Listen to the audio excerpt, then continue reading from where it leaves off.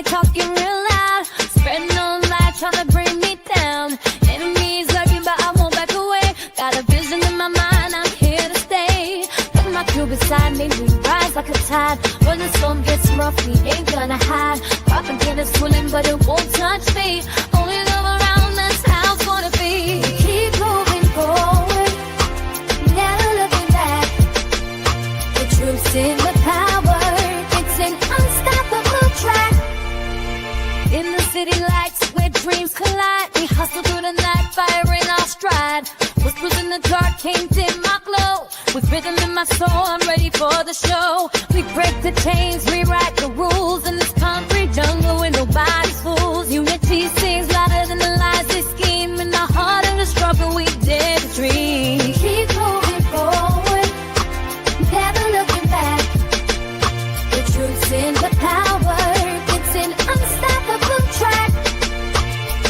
Another Queen Ahmadiyyah production. Haze on the corner, they talking real loud. Spreading no lie, trying to bring me down. Enemies lurking, but I won't back away. Got a vision in my mind, I'm here to stay. Got my crew beside me, we rise like a tide. When the storm gets rough, we ain't gonna hide. Propaganda swirling, but it won't touch me. Only love around, that's how it's gonna be. Keep moving forward, never looking back. The truth's in the power, it's an unstoppable track.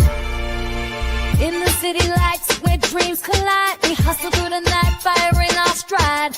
Whispers in the dark can't dim my glow. With rhythm in my soul, I'm ready for the show. We break the chains, rewrite the rules in this concrete jungle where nobody's fools. Unity sings louder than the lies they scheme. In the heart of the struggle, we dare to dream. Keep moving forward, never looking back. The truth's in the power, it's an unstoppable track. Haze on the corner, they talking real loud. Spreading no lie, trying to bring me down. Enemies lurking, but I won't back away. Got a vision in my mind, I'm here to stay. Got my crew beside me, we rise like a tide. When the storm gets rough, we ain't gonna hide. Propaganda swirling, but it won't touch me. Only love around, that's how it's gonna be. Keep moving forward, never looking back. The truth's in the power, it's an unstoppable track. In the city lights where All right. Hello, everyone. Thanks for tuning back in once again to the original Queen Ahmadiyyah Shakur show. I'm your host, Queen Ahmadiyyah Shakur, and this is your Saturday Vitamins. So as you're coming in, please feel free to go ahead and subscribe to the channel if you haven't done so already. Be sure to click that notification bell and click the word all so you're notified each time the Queen Goddess goes live. Okay, so can you all hear me just fine? One's in the chat. If the audio is crisp and clear, please let the Queen know how the audio is going, you guys. Okay, please let me know. Thank you in advance. All right, thank you in advance. One's in the chat. If you all can hear me just fine. All right. Now, with that all being said, let's get into it because I have, oh my goodness, there are a lot of things going on and we're about to talk about it. We're about to talk about it. So let me just get this. Hold on, let me get this overlay real quick. All right, so while I'm doing this, let's have a brief word from my sponsor at 12 Tribes. Okay, great. You all can hear me good? Okay, so that's good. Okay, so now, while I'm getting my overlays uploaded, let's just have a brief word from my sponsor at 12 Tribes, and then we're going to get into the nefariousness of it all. Don't forget to like and share. Thank you in advance. Do not buy 12 Tribes on Earth hair growth oil and hair magic elixir unless you want super healthy, gorgeous hair that grows. They have a whole line of amazing hair growth products, including hair growth leave-in conditioner spray, hair growth shampoo, hair growth spray, and hair growth butter. I'm starting to sense a theme here. They include quality natural ingredients. They smell amazing, and you can see the results for yourself. So if you're looking for healthy hair growth for your natural or relaxed hair, try 12 Tribes on Earth today.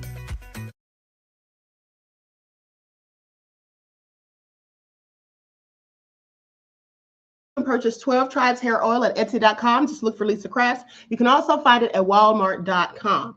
Okay, so let's get into it. Hello, 504 Nola. Miss AP is in the house. RG Titan. All right, Sandra is here. All right, let's get into it. Skeletor fan, Andrew is here. All right, everybody hit that like button. I see you, Danny Joe, Pretty Wings. Okay. With that all being said, y'all know I miss my royals. All right, Desmond, there's my nefarious moderators. Okay, Elizabeth is in the house. Okay, everybody, hey, that crazy bitch Aries. All right, Deronda is up in here. Okay, so let's get into it.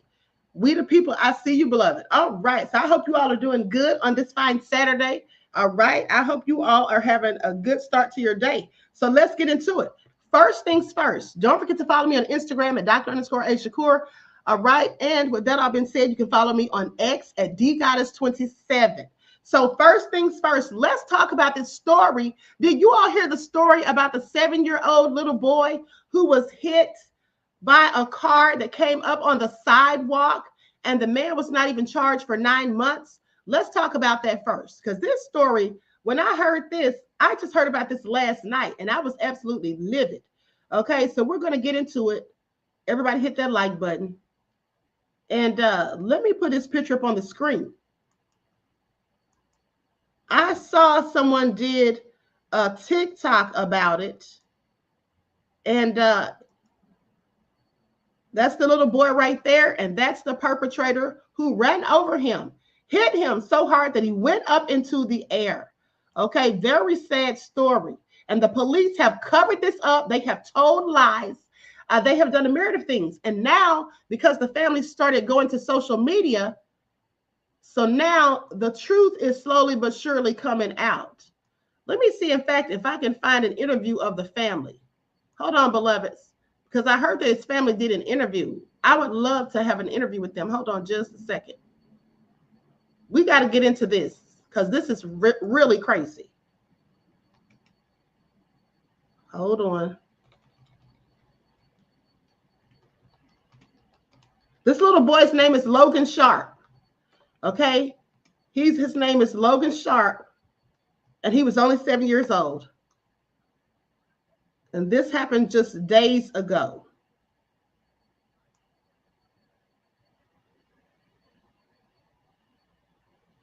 Okay, so I don't see an interview with the family. Okay, so I'll try to find that at a later date. But so right now, let's talk about it, because here's what they're saying happened, you guys.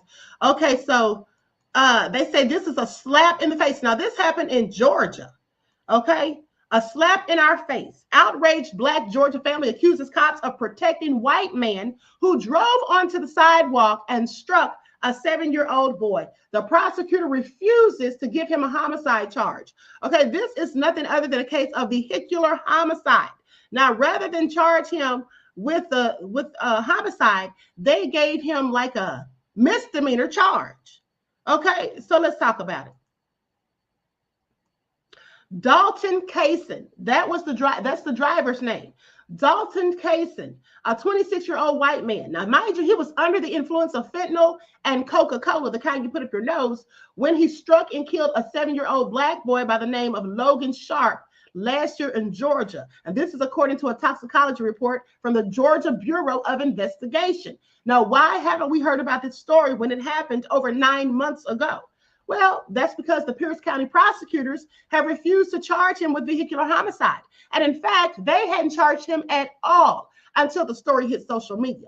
Okay, now they say which could be, he should have been charged with vehicular homicide, which could be the appropriate charge under state law because he was driving, you see, while he was under the influence of drugs with a D, illegal substances. And this is according to a Georgia criminal defense attorney.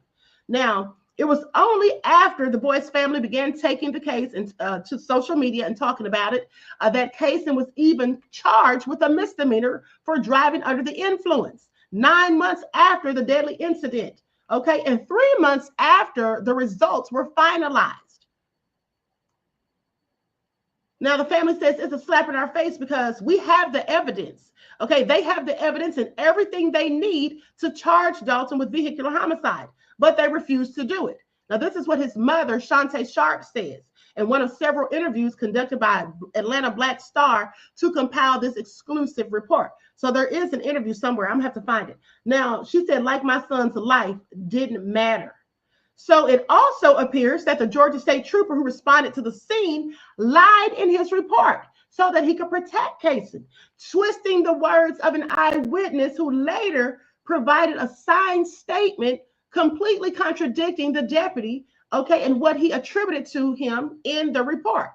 Now, Georgia State Trooper Chase Middleton claimed that the 81-year-old black man who was sitting on his front porch when the truck struck the boy says that the man told him the boy was standing in the street when he was killed, and basically tried to tell this lie in an effort to blame the child for his own death, they say. And that's not even what the man told him. Okay, that is absolutely not what the man told him. So the man wrote and signed a witness statement saying that he had told the cop that Sharp had been walking on the sidewalk when he was struck. He was hit so hard, in fact, that his body flew up into the air and landed in the street face down. This indicated that Kaysen had driven up on to the sidewalk when he struck the child. Okay, so do you all hear this? Do you all hear this? He had driven up on the sidewalk when he hit this poor child. Okay, and they sat up there and lied. The police officer sat there and lied.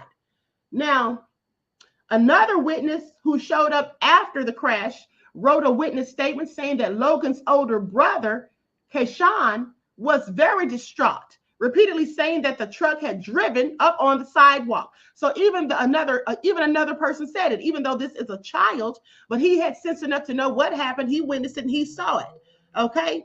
He says he came on the sidewalk and hit my brother. He came on the sidewalk and hit my brother. Okay. That's what she quoted him as saying as she signed her statement. And the little boy ran home and told the mother, "Mommy, call the police." Okay. He was saying Logan's been hit by a car. And it was so sad. The mother said when she ran to the scene, as she was running there, she saw her child lying in the street, face down. And she was just hoping and praying that he was okay. When she ran over to him and she put her hand on his little neck, she didn't feel anything and she knew that he was gone. There was absolutely no pulse. This is so heartbreaking. Now, goes on to say that another witness signed a statement saying that she overheard the elderly black man telling the cop that the child was in fact on the sidewalk, not in the street. He never said he was standing in the street. She heard the man telling the officer that he was standing on the sidewalk prior to being struck by Kaysen. But Middleton, now I want you all to pay attention because here's the connection. You see, this is a small town where everybody knows everybody. They literally have less than 1,000 people in the population. And the officer, well, conveniently, his wife follows the killer on Facebook. So they're likely friends, okay? So this sounds very reminiscent of the whole situation with Ahmaud Arbery. Remember how they tried to cover that up and sweep it up under the rug for 3 whole months before anybody found out? The same thing with Breonna Taylor. We didn't hear about that story until about 2 months after it had already happened because they were sneaky enough and crafty enough to keep it out of the media to try to hide the evidence and just paint a whole fictitious narrative. And that's the same thing they've done in this case. Now think about if a 26-year-old black man was hyped up off of Coca-Cola and fentanyl and other drugs or illegal substances and had hit and struck a little white child, 6 or 7 years old, and taken their life. Do you think he would have been roaming the streets freely for 9 whole months while there were no charges pressed? Do you think they would even have dared to wait until the toxicology results came in? No, he would have been immediately locked up, arrested, and held and charged for vehicular homicide. Okay, you can rest assured on that. Now, I don't like to make things about race, but in this country, unfortunately, everything's about race. That's just what it is. And we didn't ask for these cards. It's just a hand that we were dealt. But let me continue. So goes on to say that another witness said they signed a statement saying they overheard the elderly black man telling the cop the child was on the sidewalk prior to being struck by Kaysen. But Middleton, whose wife is Facebook friends with Kaysen, claimed the opposite in his report. So he flat out lied and fabricated the report. Okay, which is why Kaysen was never charged with vehicular homicide. They don't want to lock him up. After all, he just killed a little black child. So who cares, right? Okay, that's how it sounds. So the family also accuses Middleton of turning off his body camera during the investigation, which may be true because considering there's been no mention of body camera video in any of the reports. So he likely did just that. Not to mention, mind you, the killer actually moved his vehicle before the cops got there.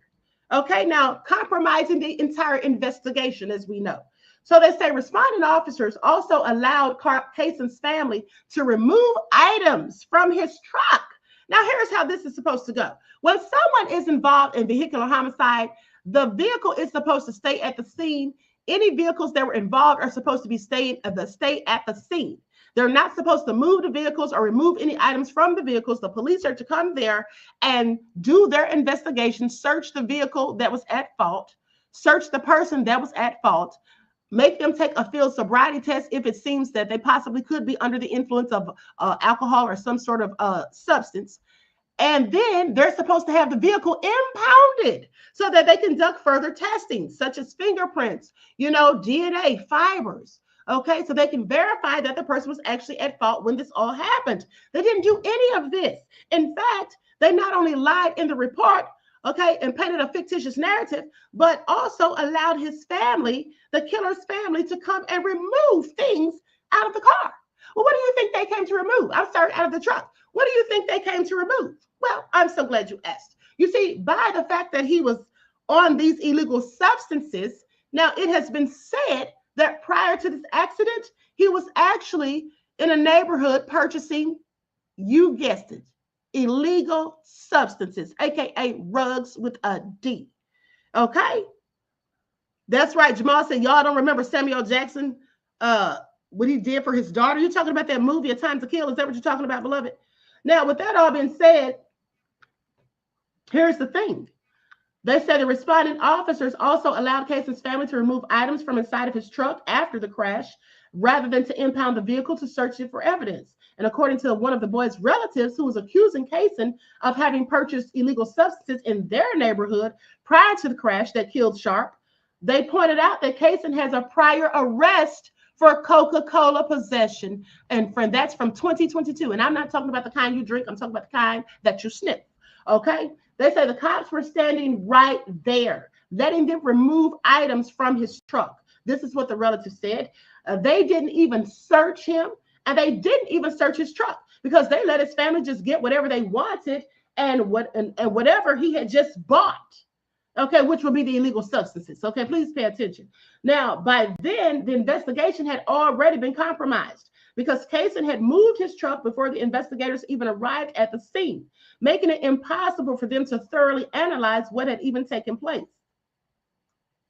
And now the family is concerned that the state will destroy the evidence uncovered in the toxicology report, which would allow Kaysen to escape any accountability in the death of the boy who was struck and killed while playing just outside his home.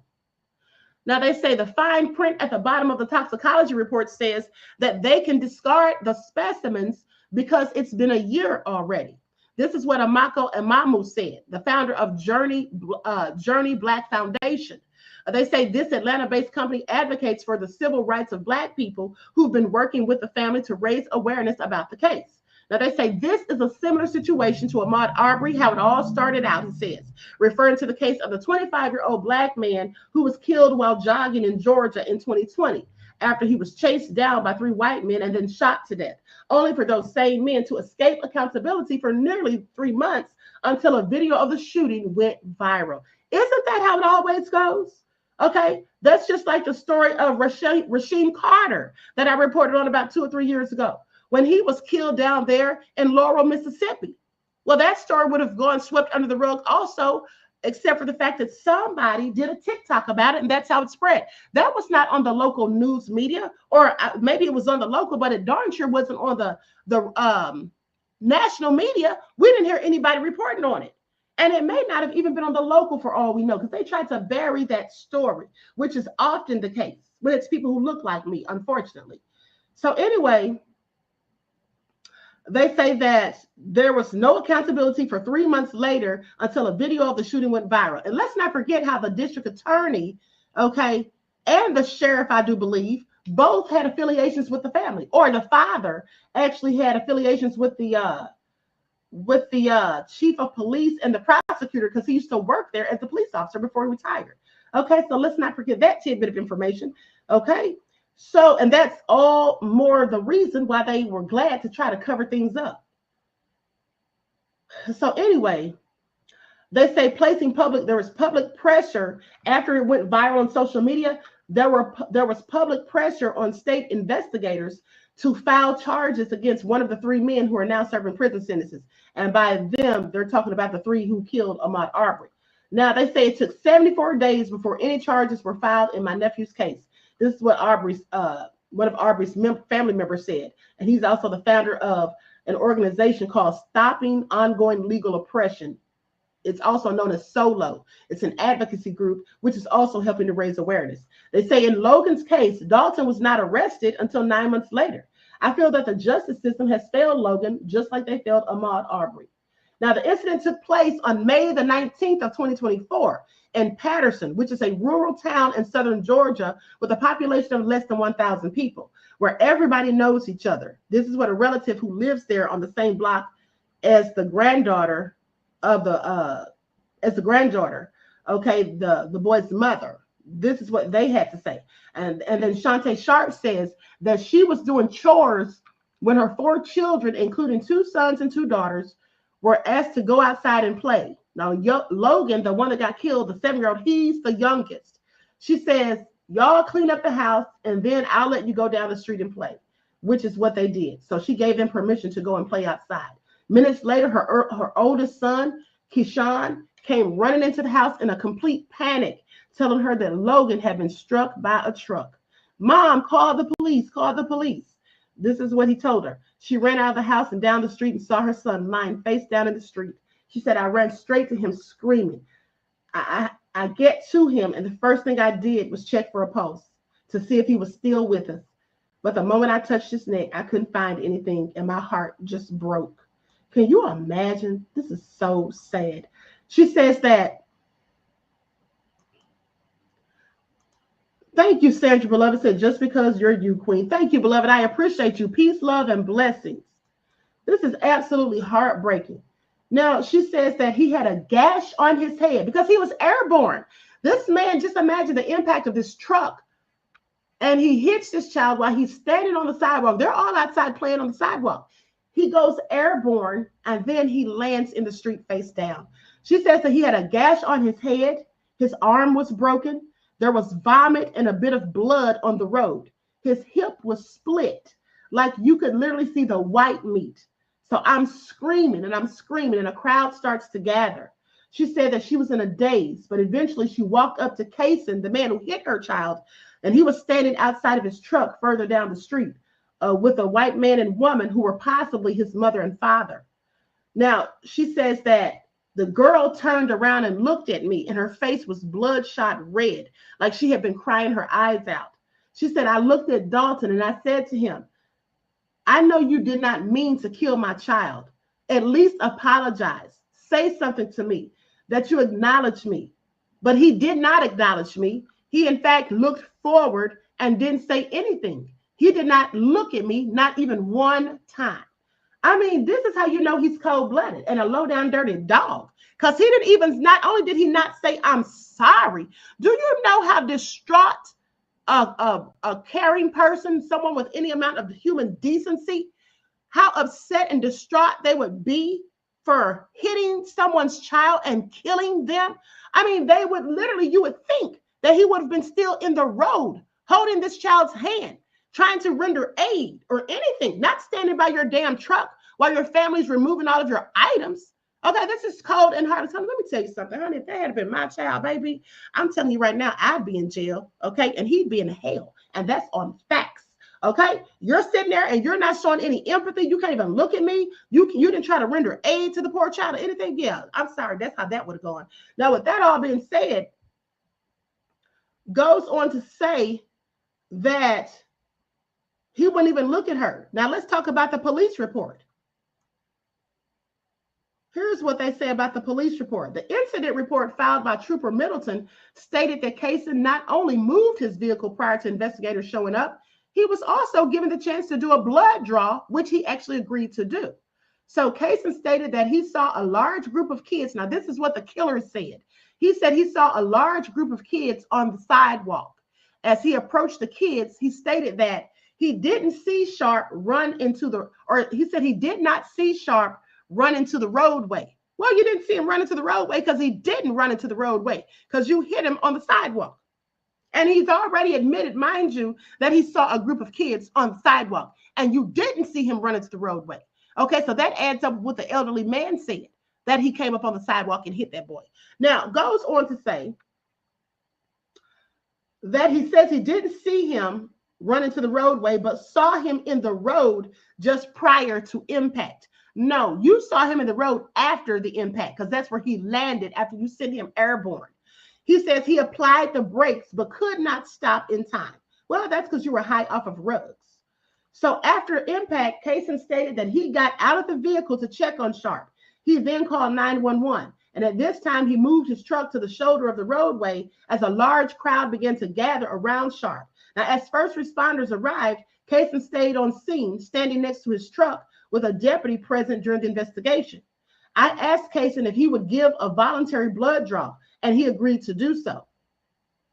If this is true, Kaysen saw the children playing on the sidewalk as he was driving in that direction, but did not see Logan run into the street, only seeing the boy right before impact, then it's possible that he took his eyes off the road at some point. Perhaps maybe he stopped to look at his phone or something, as many drivers do these days. Well, I think it was because he was just high off the roads. So they say the state patrol told me they're going to check his phone, or they told me they were going to check his phone to see whether he was on the phone or distracted when the accident happened. That's what one of the relatives said.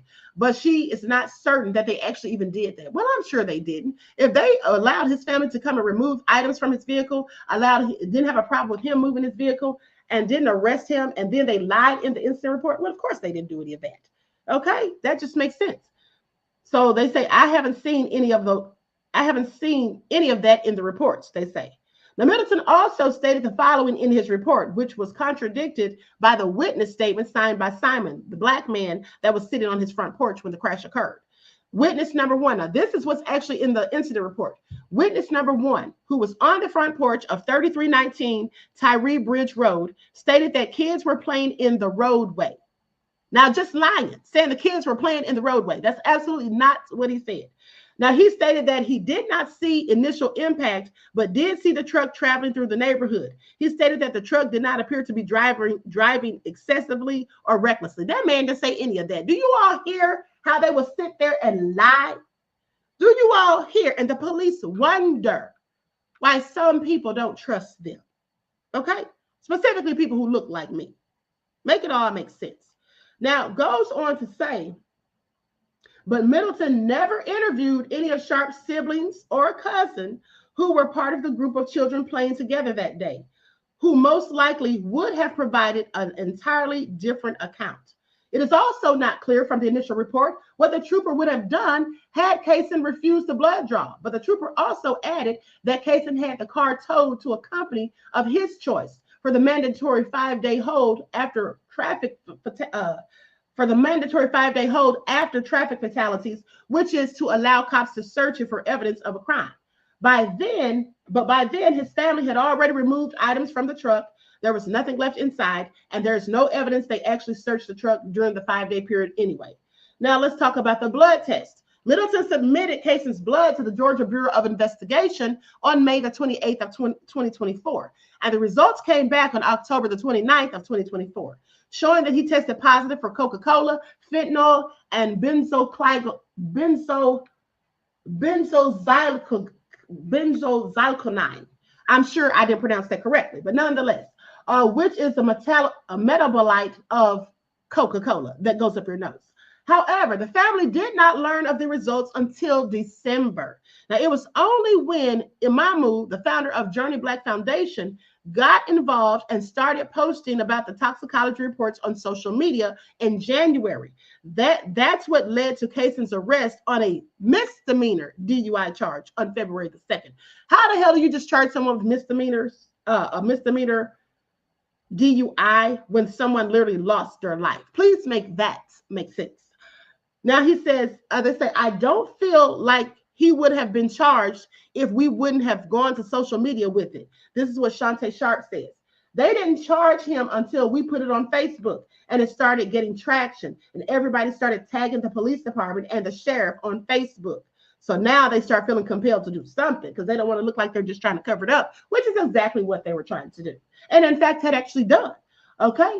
But the bottom of the toxicology report states that biological evidence such as body fluids and tissues and proof determination evidence will be destroyed after 1 year, which is concerning to the family because May the 28th marks exactly 1 year since the GBI received the blood test, even though it took them 5 months to finalize the results. Meanwhile, the family is trying to raise money for an attorney in their fight for justice, but nothing will ever be the same for them. This is heartbreaking. She says, this is what his mother says. He was the life of us, okay, because he is who brought us together. He was goofy and bubbly and really spunky. It's not fair to us because I had to bury my 7-year-old son and he can't grow up to have kids or graduate from high school or see his siblings grow up. And his siblings watched this. They all watched it and saw their brother die right in front of their eyes. These children will be forever traumatized. I am so sure. Okay. I am so sure they will be forever traumatized. Now, it says that online records from Pierce County show that Kaysen's trial is scheduled for June 19th, and it will go before a judge, not a jury. Well, I bet the judge is in on it too. Let us not forget this is a small town where everybody knows everybody. The mother says, I want justice. I just want Dalton to be held accountable because he knows what he has done wrong, or he knows what he has done was wrong. Yeah, well, he wouldn't have to be held accountable, honey. As far as I'm concerned, I would hold him accountable myself. Okay, you're going to pay the piper one way or another. You're not just going to get away with it. I would sue him for every dime that he has. If the police don't want to put him in prison, they don't want to charge him with vehicular homicide. Okay, well, you know what? Sue him for everything that he has. Okay, hire a lawyer and do that, which is what they're trying to do. And also sue the police department for the cover up and the lies. Okay, and the fictitious account written about in the incident report. You see, that's what you have to do. That's what you have to do when situations like this occur. Okay, it's really so sad. Now, they actually have a GoFundMe, and I'm going to share the link to their GoFundMe because they've raised $34,340. And this is really good because just days ago, I heard that it was only at like $1,500. And so they have a goal of $100,000 because they need to be able to retain a viable attorney, a good attorney, so they can actually sue. There's the GoFundMe link. Please donate whatever you can. Doesn't matter if it's $1, $2, whatever you have to give. I'm sure the family would greatly appreciate it. Okay? Very sad. My prayers and condolences go out to the family of the victim. May he rest in paradise. Now, with that all being said, let's continue because I thought you all would definitely find this interesting. So remember how Trump sat up there and told those lies, or let Elon tell him those nefarious lies about there being a whole genocide going on over in South Africa where they were taking out people who don't look like me, and it all turned out to be a load of BS, as we already knew it was. Since when do people who look like us go around committing genocide? Please get out of here. Okay, that's never happened, period. Okay, now, you see this couple right here? You see this nice looking couple? Okay, this is a couple from South Africa. Why am I talking about them today? Well, I'm so glad you asked. You see, the man in this picture, let me show him again. Well, he murdered his wife. Now, this is a couple that Trump allowed to come here because of the fake genocide in South Africa against people who look like them. Okay, I want you all to pay attention. Now, here's what they say. Here's what they say. Kim White, okay, Kim Whitetown and Alexander Town met in Dubai, where she worked as a teacher and he served in the military. The relationship began as a whirlwind romance. However, Kim's brother Jason White of Parklands in Cape Town noted that there were early signs that all was not as it seemed. Then on May the 25th, a chilling phone call was made to U.S. Emergency Services 911 saying, "I don't think she's with us any longer." With those haunting words, 32-year-old Alexander Town requested police assistance at his home in Chantilly, West Virginia. Inside, authorities found the lifeless body of his wife, Kim. She had been strangled reportedly while their toddler son was in another room. This is so sad. Now, you've taken this child's mother away from him. This lady didn't deserve this. This is also sad. She's 32 years old, or was. Kim, also 32 years old and originally from Parklands, Cape Town, had visible upper body trauma and was pronounced deceased at the scene. Kim was in love. This is what her brother Jason White said. Then she found out she was pregnant in Dubai. Having a child outside of marriage is a big issue. So they got married in December of 2021. Now, after the wedding, the couple relocated to South Africa, first settling in Millerton before moving to Gordon's Bay, where their baby turned 3 months old. Now, Alex returned to the U.S. to secure Kim's visa, which would allow her to move and join him here. So they say when he was in Cape Town, he seemed calm and almost shy. This is what a person named Jason recalls. He says he was supportive during her pregnancy and kind to her entire family, but it was all just a facade. Behind closed doors, he was very abusive to my sister. We knew it, but she loved him. We tried to see it from her perspective.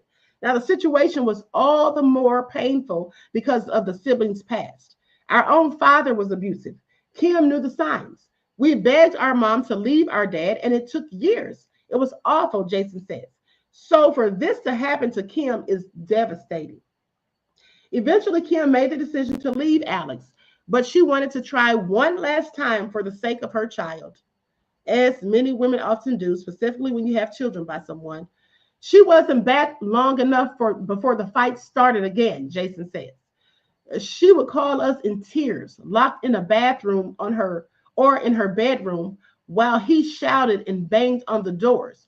We told her, "Come on, Kim," yet she loved him. So the couple had only recently located to their rental home in Chantilly from California, and she went to live with her aunt. She told her mother that she couldn't take the abuse anymore and was planning to divorce Alex. She said something wasn't right with him.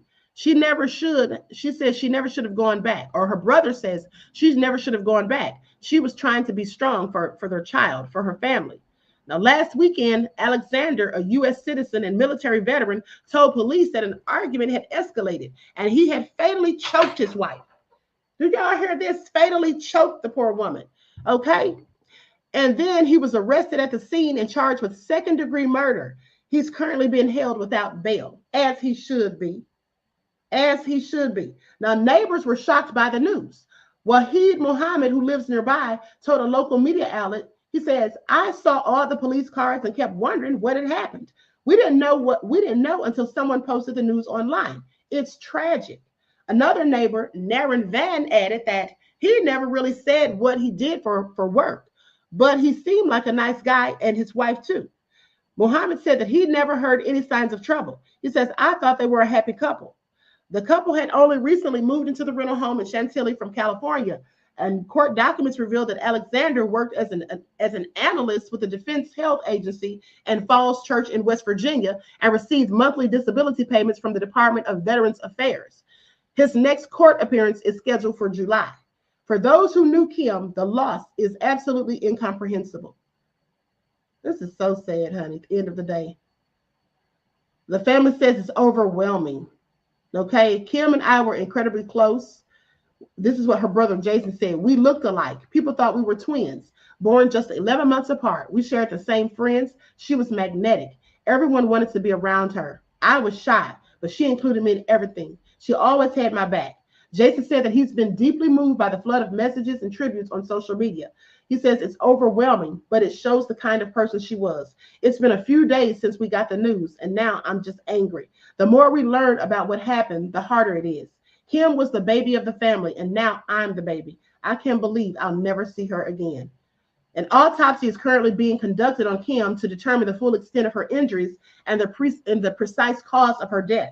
Her body will only be released to the family once the examination is complete. After that, arrangements will be made to, bury her. They're going to repatriate her to Cape Town, where she will be laid to rest. So sad. Very sad set of circumstances. Prayers and condolences to her family as well. That's awful. 32-year-old mother just had a baby, and now she's out of here. Isn't that awful? I mean, what is wrong with people? What is wrong with people? So with that all being said, now let's talk about Diddy. No, before we talk about Diddy, let's talk about Trump. Let's talk about Trump and this social credit reporting system. Now, didn't I tell you all know you heard it here first? I told you all about 3 years ago that they're going to try to implement this social credit reporting system that they have in China. They're going to try to implement that here. Once in the chat, if you all remember me telling you all that about 3 years ago, to be exact. Y'all remember that? The social credit reporting system where depending on your credit report, you may not even be able to travel domestically or internationally. Your children may not be able to go to certain colleges and universities and all of the above. Okay? That's right. So you all remember. So let's get into it, because here's Trump with the BS. So President Donald Trump allegedly plans on developing a database of Americans' private information.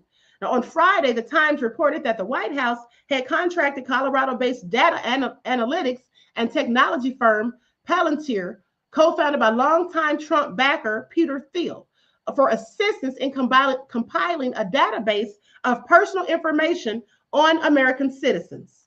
Now, I find this all interesting. I find this absolutely interesting. Now, citing unnamed government officials and Palantir employees, the newspaper said the company had been in talks with various government agencies regarding the project, including the Social Security Administration and the Department of Education.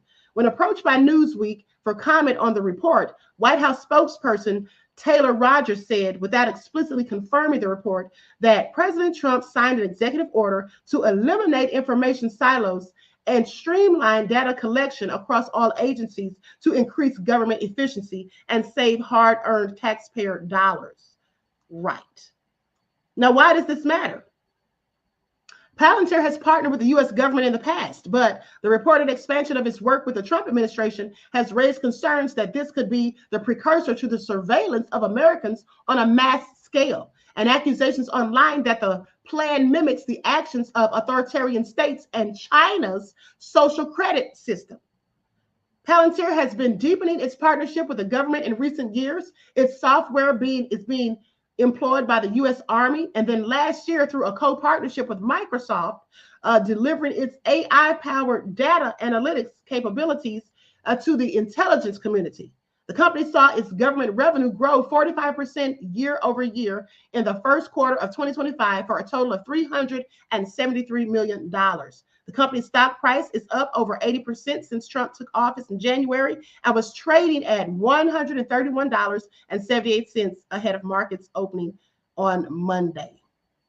Okay, so Trump is doing a whole lot at the end of the day. And now he's been going in on Elon. I love it. Okay, I absolutely love it. Trump said he has no plans to speak with Elon. Okay, none whatsoever. And he threatens to cut Elon's government contracts. Trump threatens to cut Musk's contracts as feud quickly escalates. Okay.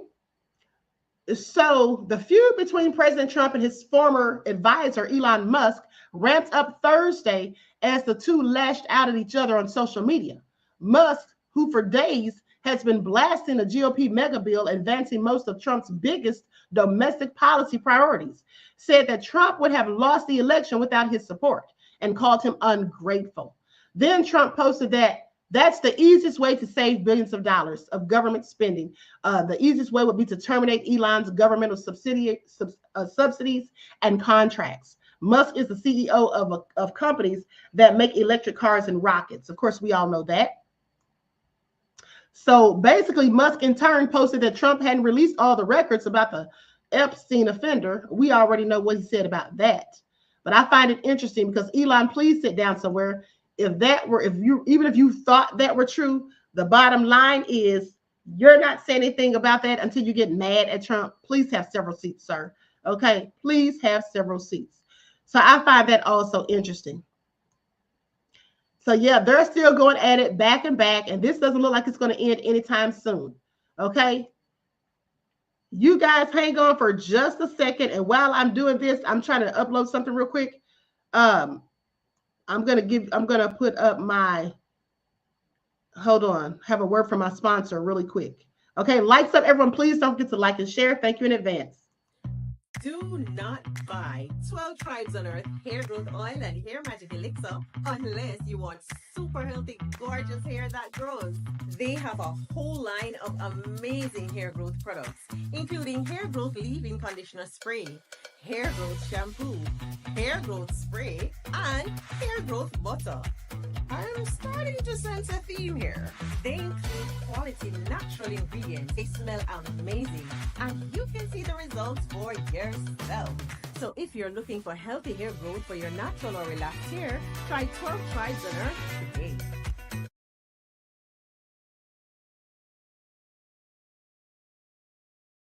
You can purchase 12 Tribes hair oil at Etsy.com. Just look for Lisa Crafts. You can also find it at Walmart.com. Now let's talk about Diddy. You know, because some of these men are out here blaming the victims. I'm not saying that some of these people haven't told a few lies, but there are some actual victims who actually have likely been traumatized and going through things at the nefarious hands of Diddy. And so, you know, some of them sadly are making excuses for this man and all of the above. So let's get into it. Now, when the trial of Sean Diddy Combs began last month, there was one man who stood apart from the journalists, and as well as the legal eagles and YouTube gossips queuing up for seats inside the New York courtroom. Myron Gaines, the co-host of the Fresh and Fit podcast and author of the 2023 book, Why Women Deserve Less, in the past 5 years, he has become infamous for his incendiary takes on masculinity, dating, and perceived challenges that men face in contemporary society. Combs was a natural person of interest for Gaines, as well as his peers who focus on Black masculinity and traffic in many of the same misogynistic tropes that have been present in hip hop from early years and, you know, back in the day as well. Now, for decades, the New Yorker was an alpha male fantasy come to life, a self-made captain of industry and paragon of Black excellence who helps mainstream hip hop music while juggling a roster of paramours that included bad boy artist Cassie Ventura. So according to Gaines, the Diddy trial is the biggest hip hop case of all time. This is what he declared after the first few days of testimony, adding that, honestly, it's bigger than Trump's. And with no TV cameras in the courtroom, his sliver of the manosphere has become a crucial information source for its loyal audience of young men, and also causal trial observers who might stumble into such content through algorithmic forces. Now, since Combs' arrest last September on federal criminal charges of racketeering, trafficking, and transportation to engage in prostitution with the P, these podcasters and YouTubers have been notably more sympathetic to him than to the witnesses called for by the prosecution. The allegations about Combs' behavior are horrific and include shocking revelations about his drug use, sexual indulgences, and hair-trigger temper. But you wouldn't know that from following trial coverage from these faithful evangelists of toxic masculinity. Ventura especially is an object of their derision, and their assessment of her testimony is withering. Now, in their view, Combs is not a man with incredible power and influence who abused and mistreated those in his circle, but simply the target of a #MeToo style witch hunt orchestrated by Ventura. Now, this is the narrative they want to paint. I want you all to pay attention. As if we all haven't heard for decades many nefarious things about Diddy, rumors and the like, and some of these things go beyond being just simple rumors. There's been proof and receipts, okay? Let's not forget City College. 9 people lost their lives, and that was all due to Diddy's greed, trying to oversell the tickets. And then also the shooting in the nightclub in 1999. Can we start there? Okay, the death of Tupac and Biggie. Can we start there? Things that have been directly attributed to Diddy's nefariousness, okay, even though we never have been able to prove that he had anything to do with Tupac or Biggie's death. But the rumors have always persisted, and there has been many people that have in fact alleged that Diddy had a hand in it. Okay, as well as other people who've come up dead that were in beefs with Diddy or had some type of conflict with him or whatever. So with that all being said, why would they think that somebody's just orchestrated a whole witch hunt? Okay, so he says, I don't see no crimes committed in this case. This is what Boosie Badass tweeted. The Southern rapper and the Manosphere ambassador, 3 days sent to jail for being a freak. You shouldn't be a freak, Boosie. But at the end of the day, if you are coercing people into doing things and basically threatening to hold things over people's heads, well, then you should jail for that, especially if you were extorting their parents for $20,000 because they dated somebody else while you've been cheating the whole time. I'm sorry. Somebody please make that all make sense. Can I get an amen? Thank you so much, Reggie, for your super sticker donation, beloved. I appreciate you. Peace, love, and blessings. At the end of the day, I don't understand why some people don't feel like Diddy needs to be held accountable for the things that they can prove that he did. Now, maybe they can't prove everything that he's been accused of, but I'm for damn sure they can prove at least most of it. Okay, and in fact, in my opinion, they already have. Okay, but let me continue. So then goes on to say, YouTuber Greg Adams, who discourages Black men from settling into committed relationships, pushed back against the prosecution's attempts to characterize Cassie as a naive on his channel. Okay, free agent lifestyle, saying there's no accountability on her part. Everything is, my brain still ain't developed. He slipped me a rug. He tricked me when it shouldn't have been. And I was 21. Diddy was a damn near millionaire, billionaire, and I was upgrading. Well, here's the thing. I do agree with that. Cassie didn't take any accountability. Okay, at the end of the day, she absolutely did not. She tried to feign that she was so naive, didn't know what was going on, acting like her brain wasn't fully developed. I guess she must have read that your frontal lobe isn't fully developed until you're 25. So blaming it on the fact that she was only 21. Well, you know, she was naive, I'm sure, as we all are at the age of 21. But nonetheless, she knew right from wrong, and she's not completely innocent in this as far as I'm concerned. I don't care who gets mad, because the bottom line is, let us not forget how Cassie threatened Jonathan Audie's life. Remember, you heard that here first, okay? When she threatened that she would kill him and have him chopped up into pieces. Okay, and then said Diddy would kill him again. All right, so please pay attention. Does that sound like the ramblings of someone who's completely innocent? Okay, she was with the smoke as long as she was on the same side of the smoke that was being given and not on the receiving end. That's just my opinion. And I also think that she didn't have a problem doing those freak offs until she started to realize that, in fact, Diddy was never going to just leave Kim Porter alone. And then even after Kim Porter died, let us not forget that Cassie said it out of her own mouth, that when she went to the funeral, which I was wondering why she went to the funeral when she clearly didn't like Kim Porter while she was alive, and said, in fact, that she was jealous of Kim Porter. But, you know, she went to the funeral basically to be there for Diddy. But only for her to hear Diddy say that, in fact, Kim Porter was his soulmate. And then she asked Diddy, well, what was the 11 years that we had? Well, I don't know what you want to call it, but I wouldn't call it a soulmate. That's what he didn't call it. Okay, so I think that a lot of what has transpired is because of that. Now, that doesn't negate the fact that Diddy did some nefarious things. Okay, we all have seen the video footage. We all have heard the audio and whatnot and seen the text messages. But the bottom line is, some people, they will be willing to put up with certain things, no matter how nefarious, okay, no matter how heinous or depraved, they'll be willing, they will agree, they will give you a handshake, sign a contract, and they'll put up with certain things just as long as things are going their way and it's working in their favor. But the minute that it doesn't, then it's a problem. That's all I'm saying. And that's what I see in the case of Cassie and Diddy. I do believe that Cassie, if Diddy had been putting her on a pedestal and not been beating on her and treating her the way that he was treating Kim, or giving her the same amount, the respect that he gave Kim, and telling her she was his soulmate, I don't think she would have ever gone anywhere. I just don't. Even if he was cheating. Because at the end of the day, she did say that it wasn't about the cheating. It was about the fact that he was not spending all the time with her and basically hid her for a majority of their relationship, if you all remember, because he was with Kim first. Okay, and Kim, of course, is the mother of his children. Notice he never wanted to have children with Cassie. So with that all being said, and I don't think that any man respects you if you're doing so-called freak offs with him and he's sitting there watching you have relations with other men. Okay, at that point, he doesn't have any respect for you. Okay, he'll just use you as long as you allow him to and make you the object of his freakish fantasies. That's what Diddy was doing with Jane Joe as well as Cassie, in my opinion, and whomever else would allow him to do so, aka possibly Young Miami. Okay, didn't she tell Trina that she liked golden showers? I wonder what made her say that. Okay, but anyway, let me continue. So now rapper Cameron, a self-styled sports commentator, interviewed one of the male escorts who testified to participating in Diddy's freak-offs for an explicit recap of his sexual experiences with Ventura. Now, DJ Academics, the hip-hop tastemaker, always playing devil's advocate, has called the allegations against Combs bullish and said the crimes he's accused of committing hardly warrant the lifestyle or the life sentence he could receive if found guilty.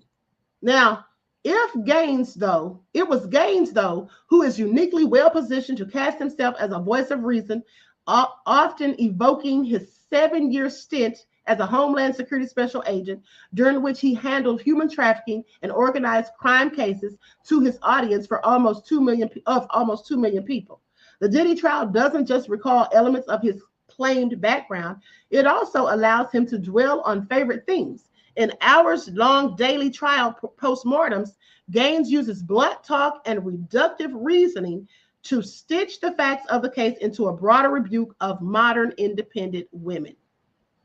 Among other things, Gaines claims that Ventura's testimony shows that she was not a passive victim. For her to kind of omit responsibility from this stuff is a little crazy, he says. He points to the videos, the texts, and the freak-off related exhibits that the government has presented in court, much of which came from Ventura herself.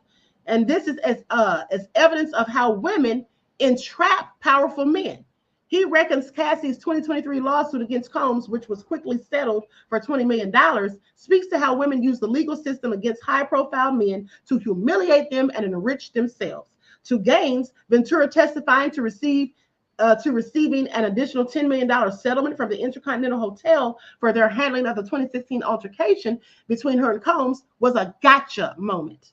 Okay, what it looks like to me, and I think anyone who's in the courtroom, that this is a dysfunctional relationship where you have two extremely jealous individuals that are both violent, that are both using drugs every single day, partying every single day, where emotions are fluid and there's a lot of infidelity going on.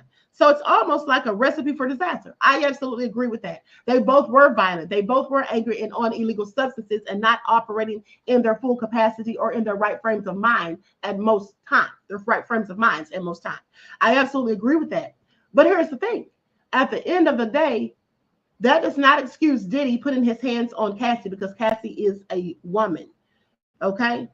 Now, the more Gaines lives up to this online reputation, the more neutral observers struggle to square it with the guy they queue up with outside the courthouse. During the trial, he has acquired something of a reputation. He's actually quite meek in real life. This is what Stephanie So, the creator behind a popular crime-focused YouTube channel called Rotten Mango, says. Not that I think that he should carry himself as he does on his podcast in the courthouse, but he's rather like he has a very soft demeanor. Now, Gaines also seems to appreciate some nuances of Ventura's predicament that his peers wholeheartedly dismiss. Namely, he accepts that Ventura was abused and mistreated throughout the decade-long relationship with Combs. But for the most part, he seems to side with the defense argument that the government has taken a domestic violence case and turned it into an trafficking case. Let's be honest here. Cassie had a very strong hand in a lot of this. Now, for these men, the trial is a test of their influence as they reframe a victim's story. While Gaines and his ilk assail Ventura's credibility and ridicule supporting witnesses such as rapper Kid Cudi for ratting Combs out. That's what some people said, that Kid Cudi was a whole snitch. How is he a snitch? He's not a criminal. This is somebody who was a victim, okay? Supposedly. So if he's testifying, that's not snitching in my opinion. And people need to really get off of that foolishness, talking about trying to shame people into telling the truth or whatever, or reporting stuff. You know, it's all crazy. Hold on one moment, beloved. Somebody's at the door. Hold on just a second.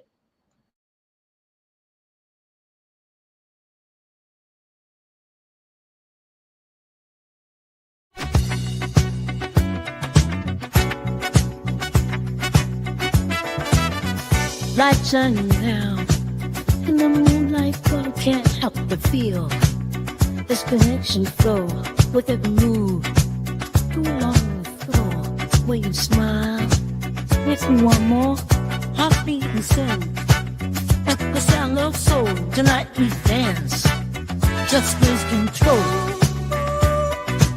I can't resist. Don't take it, you move. It's gonna be.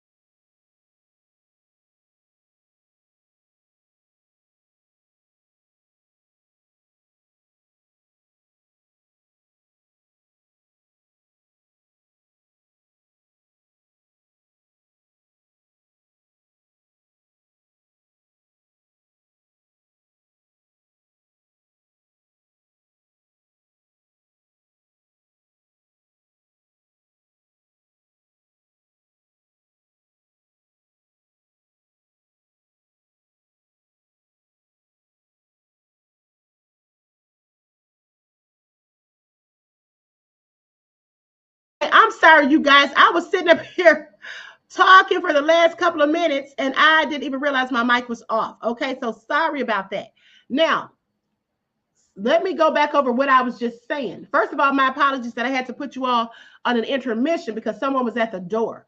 Okay, but so here's the thing. I was talking about people saying the Kid Cudi is in fact a snitch. How is he a snitch when he was a victim?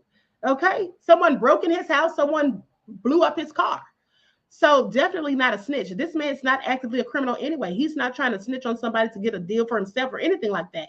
And people really need to stop trying to shame people when they want to tell the truth or get justice for themselves or for other people. I think it's also asinine. Now, with that being said, some of these people, a lot of these men, you know, they're misogynistic and they don't really care about these women. They don't really care about the real victims or whatever. They just want Diddy to get off and they want to say, oh, they love to bring a black man down. Well, here's the thing. Even if they do, some of these black men give them all the tools and equipment and even the ammunition to bring them down. Okay, let's not act like this does not negate the fact, even if that were the case, it does not negate the fact that Diddy has done and been accused of nefarious things in the past and the present. Okay, it just doesn't, like, I'm not going to sit here and act like I don't still think Diddy had something to do with Tupac and Biggie just because he's being brought down. Well, you know, I call that chickens coming home to roost. Okay, every dog has their day. When you do dirt, you get dirt. Isn't that how the saying goes? So when you do something low down and nefarious and you do these things continuously, at the end of the day, I can't have any empathy and sympathy for you. All right? And we all get our just desserts, whether it's good, bad, or indifferent, is all I'm saying. One box, okay, said, was Avon calling Queen? No, beloved, not Avon, okay? But I want to thank you for being a member for 8 months. I appreciate you. So, you know, it is what it is. There are always going to be those who don't want to admit that Diddy has done a myriad of things wrong. Diddy was supposed to be the epitome of Black excellence. And then look what he did. And what's interesting to me is that people sit there. Pio Boya says a girl damaged Kid Cudi's car. Well, that's not been proven, but either way, I don't care if he didn't do anything to Kid Cudi's car.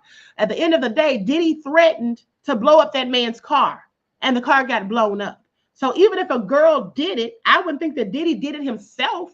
Who knows who he paid to do it if that's the case, which likely is the case in my opinion. So just because of you think a female did it, honey, the bottom line is Diddy was likely behind it because he said it first and then it happened. Just like when he said he was going to kill Shakur Stewart, and then the next thing we know, Shakur Stewart is dead by an apparent suicide with an S. So that's all I'm saying, honey. If you don't want people to think you did something, then stop making threats. Okay, that's all I'm saying. That's why I don't make threats. If I'm going to do something, I'm just going to do it. I'm not going to announce to the world that I'm going to do it because that's so ignorant, because then somebody else can come along and do what you said you were going to do, but then everybody's looking at you because you already said something about doing it. Okay, please pay attention. And I don't like to give threats anyway, because to me, a threat is nothing but a heads up. I love it when somebody threatens me because now you let me know what you're thinking, where your mindset is. Okay, what you're plotting and planning, because I damn sure ain't gonna let you know what I'm plotting and planning. All right, because as soon as I hear about a threat, okay, at the end of the day, I'm gonna act accordingly. That's all I'm saying. So that all being said, I'm gonna conclude this broadcast. Y'all, it looks like it's about to storm out here, honey. The rain is pouring down. So I want to thank you all for tuning in once again. I hope you all enjoyed the broadcast. Listen, make sure you're tuning in every day. Okay, I'm gonna be going live every single day. All right. I know you all missed the morning broadcast.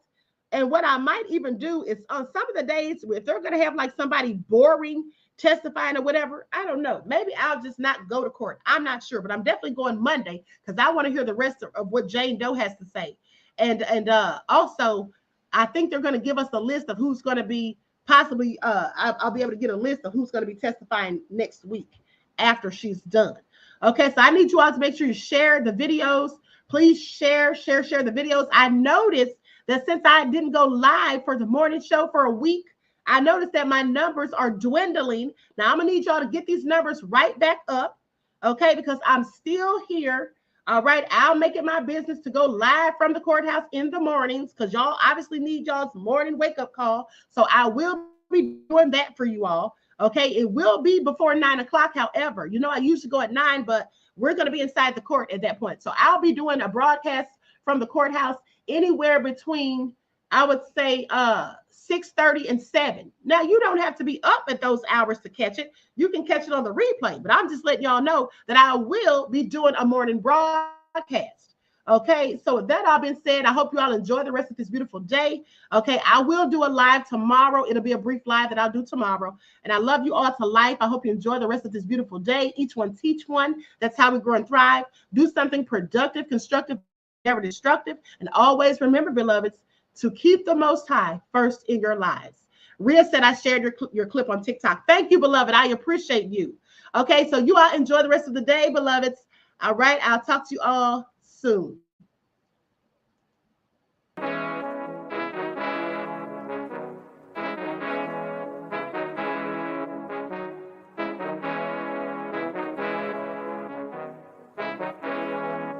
Hey, yo, Nick, hit him with that flavor. Gold all in my skin, God all in my blood.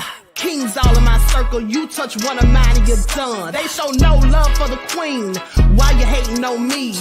Is it cause I'm free and I got Malcolm X in my jeans? I got dreams like King Luther, shed blood like Kunta. You ain't helping my people, I ain't got nothing to say to ya. I want all the smoke like hookah. Talking reparations, America won't be great until they give us compensation. I'm like, I'm the hottest right now. See a bunch of lames out here trying to jock on my style. They be doing too much. I'm the queen, it's too easy. It's like they all at Popeyes, how they be talking so greasy. I just sit back and laugh while these haters get madder. So nefarious how they don't want my pockets with cheddar. I tell them they can do better. These snakes in the grass can leave a bite on your ass, cause y'all be trusting too fast. I got my foot on the gas, other one on they necks. Dropping receipts on haters, you better show some respect. I'm never facing regrets, we only facing the threats. Running through every challenge like a relay, break no sweat. It's a cold game, so I got that blanket with me. Now that my people awaken, ain't no going to sleep. I do not play by my piece, this time I'm playing for keeps. You talking slick, but when I see you like them ends, we gon' meet. And I got gold all in my skin, God all in my blood, kings all in my circle. You touch one of mine and you done. They show no love for the queen, why they hating on me? Is it cause I'm free and I got Malcolm X in my jeans and I got gold all in my skin, God all in my blood, kings all in my circle. You touch one of mine and you done. They show no love for the queen, why they hating on me?